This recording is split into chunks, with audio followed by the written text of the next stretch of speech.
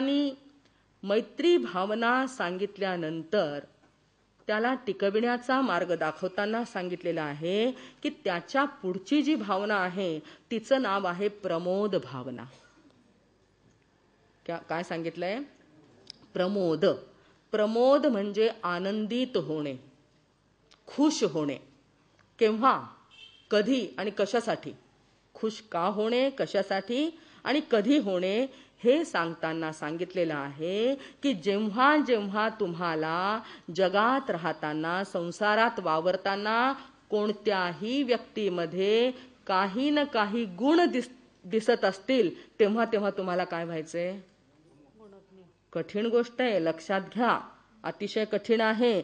परंतु तरीही भगवंतांनी सांगितलेली आज्ञा आपल्याला शिरोधार्य करावयाची आहे आणि अतिशय ती बाब कठीण असूनही अंगीकृत करण्यासारखी आहे. म्हणून त्यांनी काय सांगितलं की प्रमोद भावना.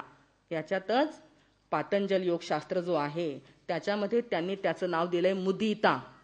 मुद म्हणजे आनंदित होणे, प्रमुदित होणे, त्याला प्रमोद भावना असं नाव दिलेलं आहे. तेव्हा प्रमुदित होणे केव्हा होणे? गुण दिसेल कुठेही त्या गुणाकडे जर आमची दृष्टी गेली तर मन कसं व्हायला पाहिजे? प्रफुल्लित व्हायला पाहिजे, आल्हादित, आनंदित व्हायला पाहिजे. आपल्या मेरी भावनामध्ये हा एक श्लोक येतो ना, गुणी जनों को देख हृदय में मेरे प्रेम उमड़ आवे, बने जहाँ तक उनकी सेवा करके यह मन सुख पावे, हो नहीं कृतघ्न कभी मैं द्रोहन मेरे उर आवे, गुण ग्रहण का भाव रहे नित, दृष्टि न दोषों पर जावे, दृष्टि न दोषों पर. काय सांगितलंय? गुणीजनों को देख हृदय में मेरे प्रेम उमडावे. आपल्याला हे करता येतं का? करता येईल का? इकडे लक्ष द्या. काय सांगितलंय? गुणीजनों को देख हृदय में मेरे प्रेम उमडा. सांगितलेलं आहे की गुणी सैकड़ों में कहीं मिल जाते दो एक. गुणीजन मिळतात, गुणीजन आहेत ह्या दुनियात जर आपली दृष्टी असेल तर तसे गुण आपल्याला पाहायला मिळतीलच, मिळणारच. म्हणून काय सांगितलं? पुढची गोष्ट करायची आहे, पुढची पायरी चढायची आपल्याला. आणि ती पायरी चढताना मात्र भरपूर तयारी करावी लागते. बरं लक्षात असू द्या, ती पायरी चढायची साधी नाही. आपल्याला वाटतंय की कालच्या प्रमाणे आजचंही बघून घेऊ, काल मैत्री भावना झाली, आज प्रमोद भावना आहे, त्यात एवढं मोठं काय. परंतु आपण पुढे बघणार आहोत की पायरी चढणं हे किती कठीण आहे. आणि नेमकी ही पायरी चढणं काय सांगितलं त्यांनी? गुणी सैकड़ों में कहीं मिल जाते दो एक. सैकड़ों में, सैकड़ों लोगों में कम से कम कहीं न कहीं तो दो एक आदमी गुणी मिल जाएंगे. परंतु आगे की बात बड़ी कठिन बताई. क्या कहा? गुणी सैकड़ों में कहीं मिल जाते दो एक, लाखों में मिलना कठिन, गुण दृष्टि सुविवेक. लाखों में मिलना कठिन, गुण दृष्टि सुविवेक. लक्षात आली का बाब?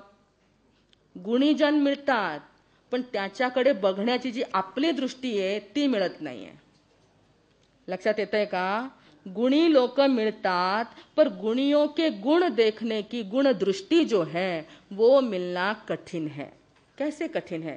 भाई और बहनों, जब कोई व्यक्ति आपके पड़ोस में रहता है और वो आज बहुत बड़ा पैसे वाला बन गया है, कल आया था उसके पास कुछ नहीं था और आगे से आगे बढ़ गया है और आपका स्तर अभी तक वैसा की वैसा है, ऐसी परिस्थिति में उस पैसे कमाए हुए व्यक्ति का गुणगान करना कितना कठिन होता है? बोलिए आप. कोई आपका मित्र है, आपका क्लासमेट है और वो ज्यादा से ज्यादा आगे बढ़ गया है, अपनी होशियारी के कारण या अपनी कला के कारण वो आगे बढ़ गया है, उस समय चार मित्रों में बैठकर उसके गुणगान गाना हो सकता है क्या? आता डोकं हालायला जरा कठीण जातंय.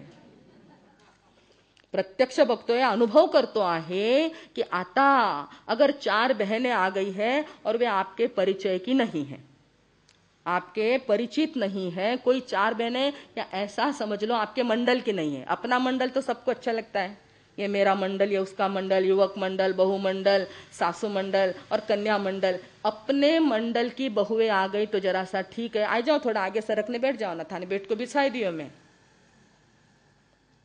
ऐसा उस बहू के मन में आ सकता है कि मेरे मंडल की बहन आई, भले कोई बात नहीं, थोड़ी देर से आई होगी, कुछ काम होगा उसके पीछे। ऐसे ही समय में अगर कोई पराये मंडल की, जो आपके साथ कभी कैसी रही होगी, वो मंडल की बहन आ जाए और उस समय आप कहे कि नहीं आप जरा आगे बैठो, तो कहा जाएगा कि वो दृष्टि कैसी हो गई। पर कठिन जाता है ना, जाता है, बड़ा कठिन जाता है। भगवान अपने कोई भोले भाले नहीं थे जो इस भावना को इस तरह से रख दिया है कि उसको आचरण में लाने से हमारे असंख्य कर्मों की निर्जरा होती है। सादी बात नहीं है। प्रमोदित भावना रखना, दृष्टि बदलना है, याद रखना। उसके प्रति मेरी दृष्टि अगर बदल जाए, ये तो मेरा ही है, ये भी मेरा है, वह भी मेरा है और ये भी मेरा है, ऐसी भावना मन में आ जाती है ना भाई और बहनों, तो फिर उसके गुणगान करना, उसकी प्रशंसा करना कठिन लगती नहीं है। परंतु आप देखते हैं कि आज का जमाना तो कैसा आया साहब, स्पर्धा का जमाना आया है।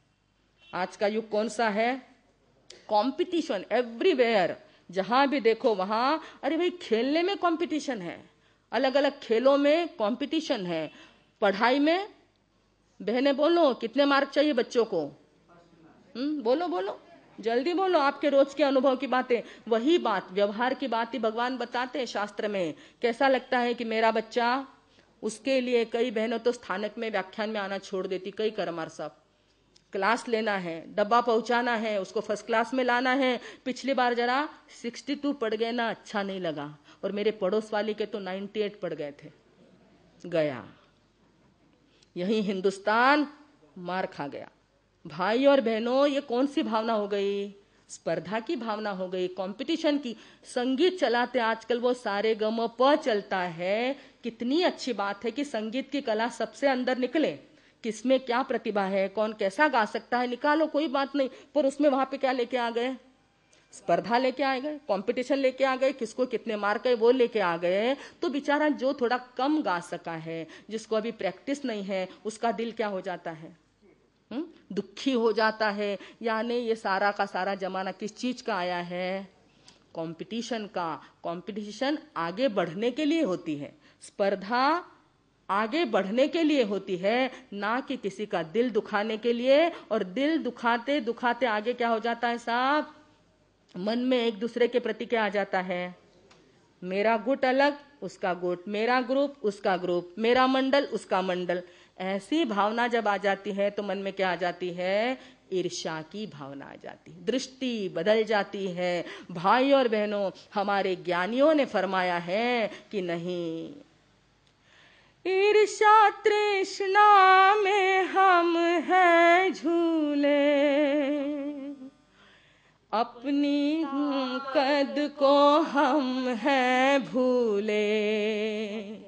ईर्ष्या तृष्णा में हम हैं झूले, अपनी ताकत को हम हैं भूले। सत्य से विदा, अशांति से सदा, किए भारी है पाप करम। मिटाओ प्रभु दिल का गम, कैसे कटे हमारे करम। तुम्हारे पथ पर चले और पापों से टले, ताकि आन मिले तुमसे हम। ऐ भगवन तेरे भक्त हम। क्या कहा साहब, ईर्ष्या तृष्णा में हम हैं।